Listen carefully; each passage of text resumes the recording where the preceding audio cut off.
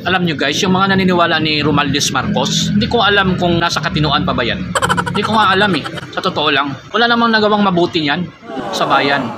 Walang nagawang mabuti, lalong naghihirap yung mga kababayan natin hanggang ngayon. At ramdam na ramdam ng ating mga Pilipino yan.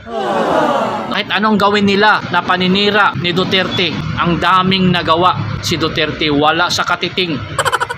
Pero ang ginagawa nila sa buong buhay nila during this time na nakaupo, manira ng manira, sinisiraan ng sinisiraan hanggang kulang na lang patayin yung mga Duterte.